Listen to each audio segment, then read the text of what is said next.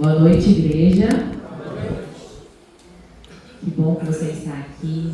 É precioso ver cada rostinho aqui essa noite, como a irmã disse, numa segunda-feira, depois de um dia de trabalho, às vezes muitos afazeres, várias coisas em casa. Eu mesma trabalho lá em São Joaquim, cheguei em casa às 6 horas, ainda tem um monte de coisa para fazer em casa e corremos para cá. E hoje estou mais feliz porque hoje eu tenho visitas aqui muito especiais, né? Minha sogra, Vanilde, minha cunhada Letícia, minha tia Ilma, que é nossa tia. E que bom que você está aqui, que bom. É importante ter a sua presença aqui, o Senhor está alegre com isso, porque Ele sabe que você está disposto a ouvir a voz dEle. Isso é maravilhoso, Ele só precisa disso. Ele só precisa de um coração disponível para que Ele cumpra o agir dele nas nossas vidas. E o tema de hoje, da nossa semana especial, chegou a hora, é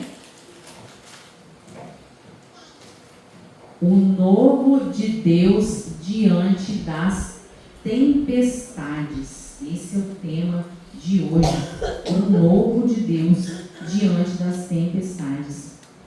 Nós vamos orar mais uma vez, antes de eu iniciar aqui a minha mensagem. Feche seus olhos. Querido Pai, amado Deus, nós pedimos agora, Senhor, humildemente, a Tua orientação, a iluminação do Teu Santo Espírito para nós entendermos a Tua Palavra. A Tua Palavra não volta vazia, ela é preciosa para nos ensinar, para nos corrigir, para fazer a mudança que nós precisamos nas nossas vidas, Deus. Me coloco agora como um instrumento, peço que o Senhor me use para falar, Senhor, a essa igreja, a começar em mim, meu Deus. Eu te peço isso, não porque mereço, mas pelos méritos de Cristo Jesus. Amém. Amém. Já sentiu que tudo está desmoronando ao seu redor e o desespero começou a tomar conta? Você já passou por isso? A nossa mensagem fala sobre um homem chamado Manolo. E Manolo, ele era um açougueiro, e ele era assim um bom açougueiro, ele era assim conhecido por fazer tudo muito correto. Mas na casa dele, o casamento dele estava em colapso. A falta de comunicação, brigas constantes. Ele tinha 2 filhos, um filho de 10 anos, outro de 13 anos. E aquela casa era só briga, só briga, só briga. Ele já era um homem explosivo, seu temperamento era um temperamento forte. Quando chegava no seu trabalho para fazer o seu serviço, ele que era muito profissional, sabia fazer a sua profissão, porém, pelo seu jeito explosivo, ele acabava explodindo até com os clientes. E ele chegou a jogar até pedaços de carne, por 2 vezes, chegou a jogar pedaços de carne nos clientes que reclamaram ali da sua pesagem. E ele estava indo para casa, já com a cabeça totalmente conturbada, perdido, e ele estava prestes a perder tudo que lhe era caro. Você sabe como lidar com as tempestades da vida? O texto que nós vamos ler está lá em Marcos 4, 35 a 41. Abra sua Bíblia, Marcos 4, 35 a 41.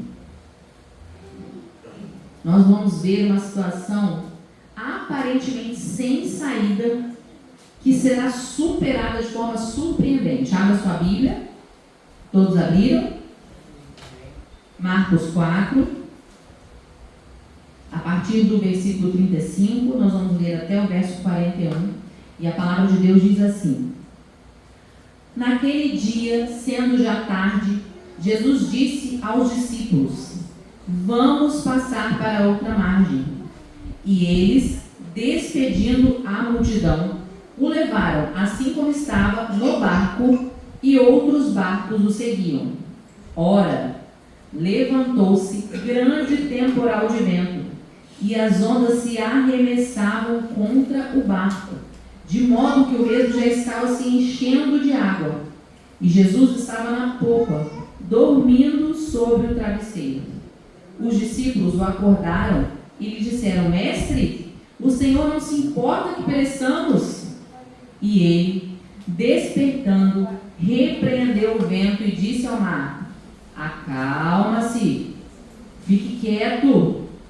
O vento se aquietou e tudo ficou bem calmo.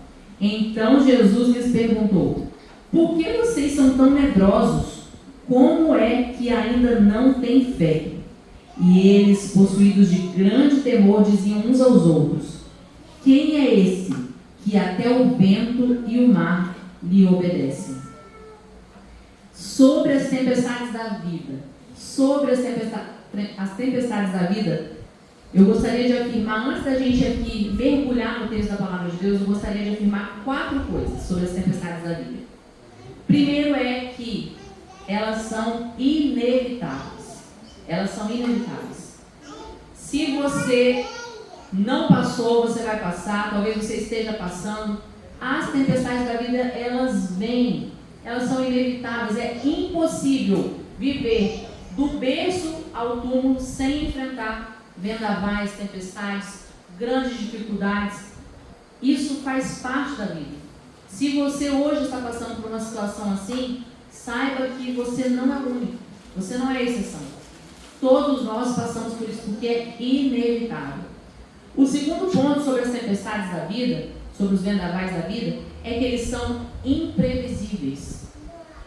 Eles não avisam quando vão chegar. Simplesmente é um dia comum, um dia normal e um acidente acontece. É um dia normal e um casamento que aparentemente estava estável começa a entrar em colapso. Elas são imprevisíveis. Outra coisa é que as tempestades da vida, elas são muitas vezes inadministráveis. Palavra difícil, né? Significa que elas são muitas vezes impossíveis de administrar. Elas fogem do nosso gerenciamento, elas fogem do nosso comando, do nosso controle, elas nos desafiam. Nós muitas vezes não conseguimos resolver a situação. Mas a última coisa das 4 que eu te falo sobre as tempestades, e essa já vem em tom de consolo, é que elas são, além de passageiras, elas são pedagógicas, sabe? Deus, Ele é tão maravilhoso que Ele consegue nos ensinar com cada situação que a gente passa. E elas vão passar. E a gente vai agora mergulhar no texto da Palavra de Deus, e a primeira coisa que a gente lê aí, a primeira coisa que Jesus fala para os discípulos, ele fala assim, uma promessa inspiradora, ele fala: passemos para o outro lado. Jesus está dizendo, nós vamos passar para o outro lado. Então o que vai acontecer? Eles vão passar para o outro lado.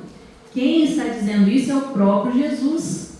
E vale destacar, irmãos, se você leu 2 versinhos antes, vale destacar que Jesus, ele estava ali o dia todo ensinando, né? E ele estava junto com quem nesse momento? Com seus discípulos.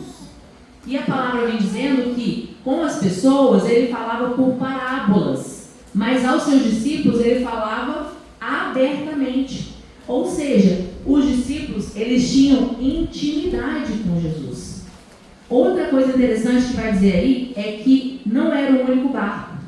Jesus estava ali no barco com os discípulos, mas havia outros barcos que o seguiam. Sabe o que a gente pode aprender com isso?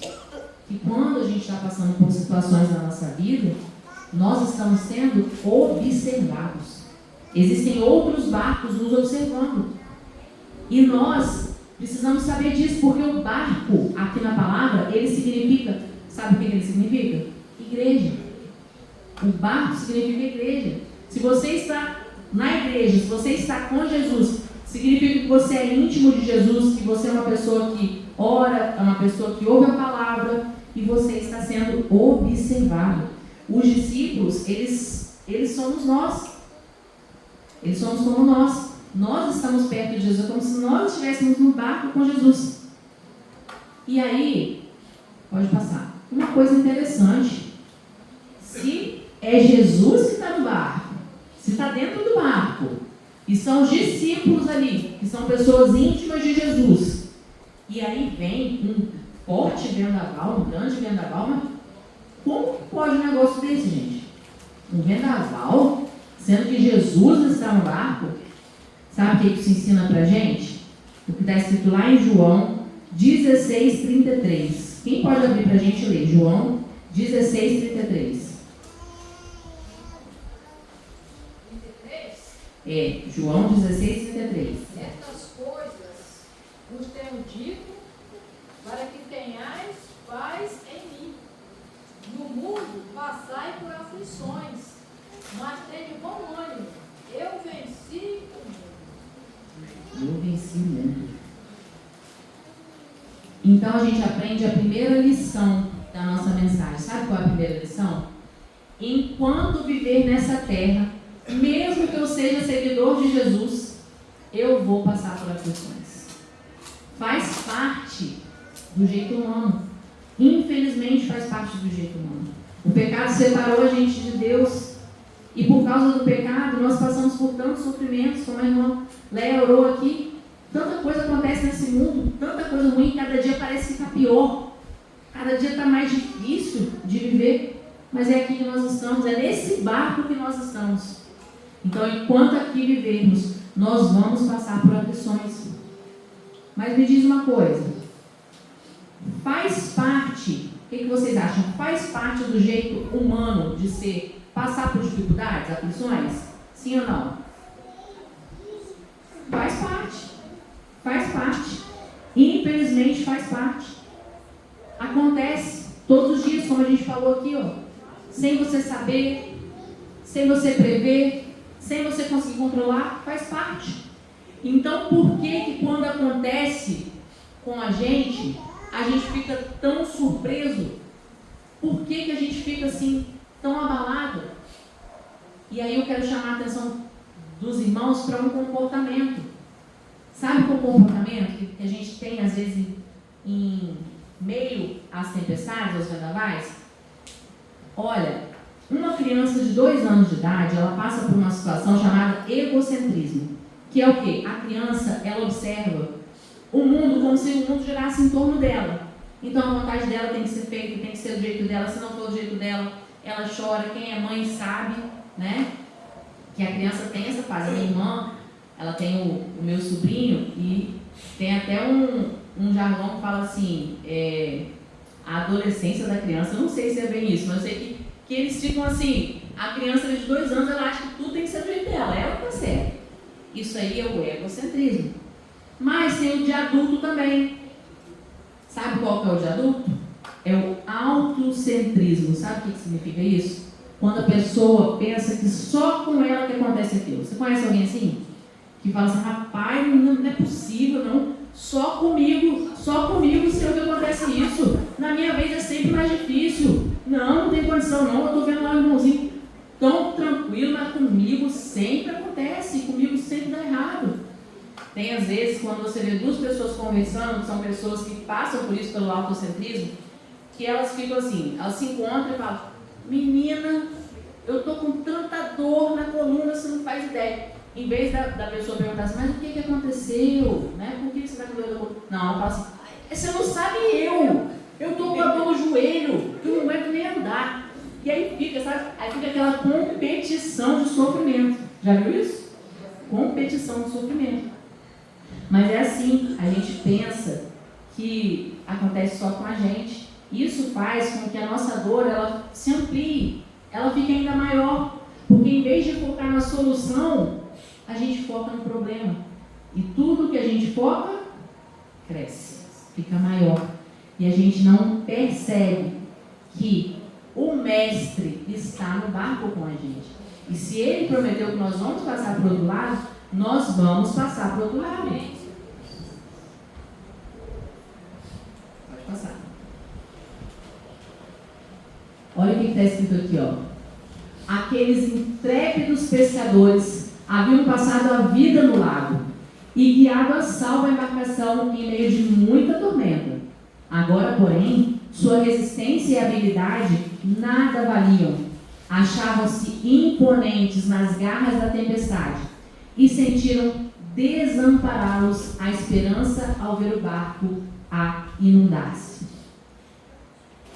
Lá no Mar da Galileia, que na verdade não é um mar, é um lago, um grande lago, ele é como se fosse um vale.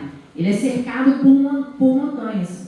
E apesar de ser um lago, vez ou outra, aquele vento, ele vem e ele mexe tanto com as águas. Eu vi um vídeo, não pude trazer para os irmãos, mas eu pesquisei. E ele mexe tanto com as águas que realmente é um vendaval muito grande. Mas pensa comigo, aqueles pescadores que estavam ali, eles praticamente foram criados na beira daquele lago ali, daquele mar. Então já estavam acostumados a lidar com tempestades. Já tinha acontecido antes, não é verdade? Então eu imagino que os discípulos tenham pensado assim, olha, Jesus está dormindo, né? No travesseiro, ficou a tarde inteira ali falando, deve estar exausto. Aqui, nós somos pescadores, né? Isso aqui é uma tempestadezinha, a gente consegue dar conta disso aqui. E aí eles foram ali com a forma deles, né? Ajeitando de um lado para o outro. Porém, chegou um momento que não tinha mais como. Não tinha mais como, eles já estavam perecendo. E aí veio a pergunta, que é a pergunta minha e sua, que com certeza nós já fizemos. Sabe qual é a pergunta? Senhor, não te importas? Eles acordaram Jesus e falaram, não te importas? Quando a gente passa por aflições e aquilo vai acontecendo, vai piorando, quanto mais você ora, você jejua e parece que o negócio só está se ficando mais difícil, a gente chega e pergunta, Senhor, o Senhor não vai fazer nada não? O Senhor não se importa que eu esteja passando por essa situação? Sabe? Tem pessoas que dizem assim, olha, aquele homem que eu casei, ele desapareceu, porque esse que está aqui eu não conheço mais. Porque esse homem é ignorante, ou então pensa, né? O meu filho que eu cuidei com tanto zelo, com tanto amor, o meu filho está agora envolvido com drogas, está pisando todos os princípios que a gente ensinou para ele, ou meu filho, minha filha, estão envolvidos com homossexualismo. Senhor, o Senhor não se importa? Eu estou aqui orando, eu estou aqui pedindo. O Senhor não se importa, o Senhor não vai fazer nada. E aí, irmãos, é que a gente percebe que as nossas próprias forças, elas não são suficientes. E Jesus, ele tirou os discípulos lá do teórico, que ele tinha ensinado a tarde toda, e trouxe para a prática, para que eles percebessem que, apesar de toda a habilidade deles, apesar de eles estarem em um ambiente que lhes era muito conhecido, a experiência deles ali não adiantaria. Porque tem situações na nossa vida que somente Jesus, somente Deus pode nos livrar. E essa era uma dessas situações. E aí a gente lê lá em Provérbios 3, 5 e diz assim, confie no Senhor de todo o seu coração e não se apoie em seu próprio entendimento. É aqui que a gente precisa ser humilde para dizer, Senhor, tem misericórdia, Pai. Eu não consigo, Deus, essa tempestade, esse vendaval, já cheguei no meu limite, eu preciso de Ti. Pode passar. O conhecimento é essencial. A gente pode fazer a nossa parte. Quando a gente está enfrentando alguma situação, se tem algo que está ao seu alcance, faça. O conhecimento, ele suaviza a nossa jornada. O conhecimento, ele molda a nossa vida, aprimora as nossas habilidades. Mas sem Jesus, sem o Senhor, nós não conseguiremos passar pelas tempestades da vida. Pode passar. E a segunda lição que nós aprendemos é confiança somente em Deus. Só Deus, Ele pode fazer isso.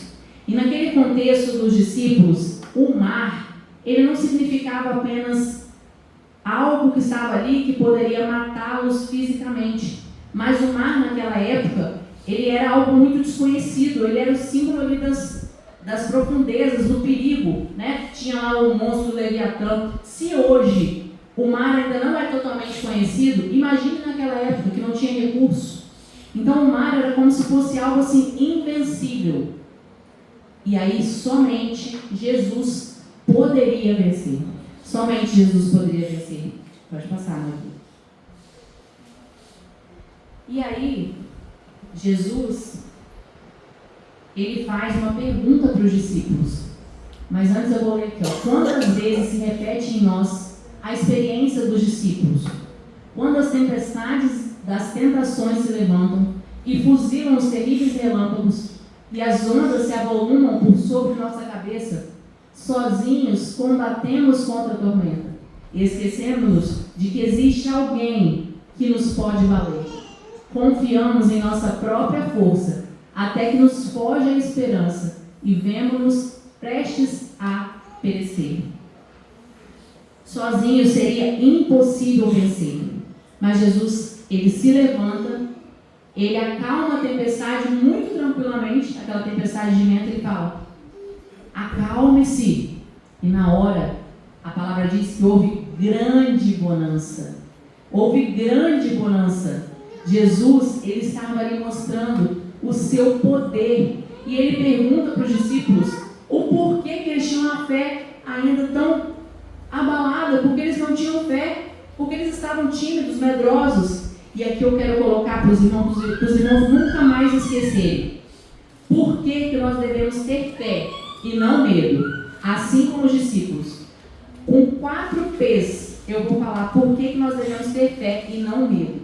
E o primeiro P é: nós devemos ter fé e não medo por causa da promessa de Jesus. Jesus havia dito: nós vamos passar para o outro lado. Nós, eu e vocês, Jesus tinha dito, nós vamos passar para o outro lado. Irmãos, a promessa de Jesus e realidade é a mesma coisa. Se Jesus falou algo para você, ele vai cumprir, porque ele é fiel para cumprir as suas promessas. Então essa é a primeira situação que nós devemos ter fé e não medo. E a segunda P, a presença de Jesus. Jesus estava ali dormindo em meio à tempestade. Por que ele estava dormindo numa situação tão difícil? É porque ele estava no controle. Ele estava no controle de todas as coisas. Jesus, ele é o criador do mar. Jesus criou o vento.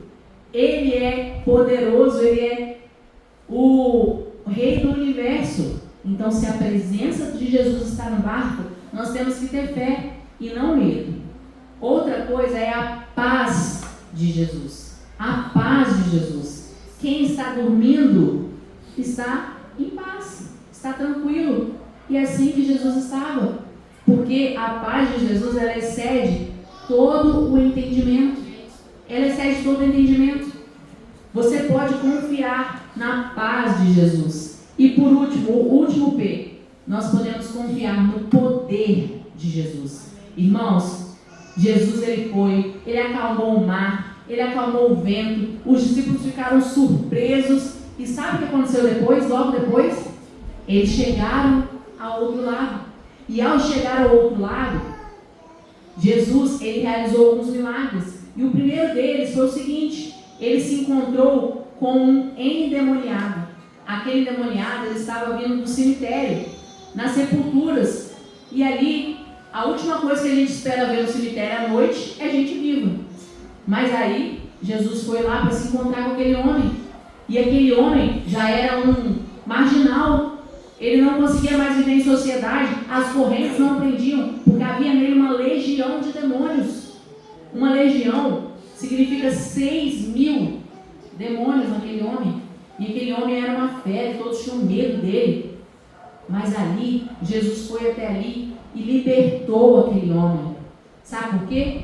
Porque Jesus tem poder sobre os demônios. Jesus, ele tem poder sobre as leis da natureza. Jesus, ele tem poder sobre as doenças. Logo depois ele se encontrou com uma mulher, e aquela mulher já sofria 12 anos com uma doença que naquele tempo era incurável. E ela sofria 12 anos. E Jesus, apenas de tocar nas vestes de Jesus, aquela mulher ela foi curada, porque Jesus tem poder sobre as doenças. E logo depois, ainda no mesmo trajeto, Jesus se encontra com a filha de Jairo, e ela havia morrido, e ele chama: Talita cumi. E a menina levanta, sabe por quê? Porque Jesus tem poder sobre a morte. O nosso Deus, ele é todo poderoso. então significa que nós não precisamos temer. Nós devemos ter fé e não medo. Quando você decidir buscar verdadeiramente ao Senhor e confiar nele plenamente, ele não apenas renovará a sua esperança, mas também trará paz para o seu momento presente. Não importa qual seja a tempestade que você esteja vivendo, que você esteja passando, Jesus, ele é poderoso. E quando ele está no barco, nós podemos confiar que ainda que demore, porque demorou, sabe? Os discípulos, eles estavam desesperados, porque quem está passando por uma tempestade tem pressa. Só que Jesus, que era quem podia salvá-los, estava dormindo. Quem está dormindo não está fazendo nada. E quem está dormindo não está falando nada. Então, além de lidar com a demora de Jesus, eles também tiveram que lidar com o silêncio de Jesus. E como é difícil quando a gente está passando por uma situação assim, a gente lidar com o silêncio de Deus, sabe? É difícil, mas não significa que ele não esteja no barco. E não significa que ele vai dar o escape, ele vai dar o refúgio, ele vai dar a cura, ele vai dar a libertação, ele vai dar o consolo. No momento certo, ele vai dar o consolo, porque ele está no barco. Pode passar. E a Bíblia diz que houve grande bonança. Houve grande bonança. Eu imagino aquele mar agora tão tranquilo, tão silencioso, de uma forma que é inexplicável. Somente, milagrosamente, somente Jesus poderia trazer aquela bonança. E é essa bonança também que virá para a sua vida. Se você crer, se você continuar confiando, se você continuar buscando ao Senhor, se você entregar, se você disser a Ele: Senhor, as minhas habilidades chegam, eu só posso vir até aqui, meu Deus. Eu tenho limitações. Se você entregar o remo do barco nas mãos de Jesus, Ele vai também trazer paz, tranquilidade, felicidade, escape, consolo. Ele vai trazer aquilo que você precisa. Pode passar. A verdadeira paz não é a ausência de tempestades, mas a confiança de que, apesar delas, tudo está sob controle. Mesmo quando nós perdemos as rédeas e o barco está à deriva, Jesus, Ele está no controle. Ele não perde o controle em momento nenhum. Nós podemos não saber administrar as tempestades da nossa vida, mas Ele sempre saberá administrar. Ele sabe gerenciar todas as coisas, porque Ele é o dono de tudo. E Ele é todo poderoso. Pode passar. Pode passar. E aqui nós encontramos duas promessas divinas. E eu queria ler com vocês essas promessas. As lutas que você encontra, elas são únicas. Mas a palavra de Deus, que é verdadeira e fiel, diz o seguinte: lancem sobre Ele toda a sua ansiedade, porque Ele tem cuidado de vocês. Se você está passando por alguma situação dessa, eu sei que é difícil. Eu sei que na prática, na teoria é muito bonita, é muito fácil. Os discípulos ficaram ali a tarde toda ouvindo Jesus, e Ele falava com eles abertamente, estava pertinho deles. Na teoria é muito fácil, mas na prática não é. Quando a gente está no meio do vendaval, não é fácil. Mas Ele nos faz essa promessa, que Ele tem cuidado de nós. E a outra promessa é: eu o instruirei e o ensinarei no caminho que você deve seguir. Eu o aconselharei e cuidarei de você. Sabe? Deus, Ele está conosco, Ele nos guia. Quando nós admitimos para Ele que as nossas próprias forças, elas não são suficientes, que nós precisamos dEle, então Ele se coloca disponível e Ele faz o impossível por mim e por você. A terceira e última lição que nós aprendemos é: a aflição de hoje se tornará um poderoso testemunho do agir de Deus em minha vida para inspirar outras pessoas. Quando a gente passa por tempestades e a gente consegue finalmente chegar ao outro lado, a gente precisa agora fazer o quê? Testemunhar, contar aos outros. Porque a tempestade que nós passamos, é a tempestade que alguém também vai passar, que alguém está passando, e às vezes essa pessoa não sabe como agir, mas você pode testemunhar do amor de Deus na vida dessa pessoa, contando aquilo que aconteceu com você, e dando a ela um testemunho inspirador de que ela também vai chegar ao outro lado. Enfrentar as tempestades da vida só é possível com a força de Deus. E com a força de Deus, irmãos, nós teremos a vitória. Com a força de Deus, nós conseguiremos vencer. Então, se você está passando por um momento assim, eu gostaria que você orasse comigo e dissesse assim ao Senhor. Depois nós vamos cantar e nós vamos fazer uma oração, mas no seu coração, diga assim: Senhor, eu te peço paz nesse momento. Há situações que nos fazem perder o chão e eu te imploro para acalmar o meu coração e me ajudar a te ver em meio a essa tribulação. Que o meu olhar esteja fixo em ti, pois só tu trazes descanso nas aflições. Mostra-me o que devo fazer e pensar durante essa tempestade. Eu entrego a minha vida em tuas mãos, em teu nome. Amém. Nós vamos cantar uma música, nós vamos ouvir um louvor e depois disso nós vamos orar.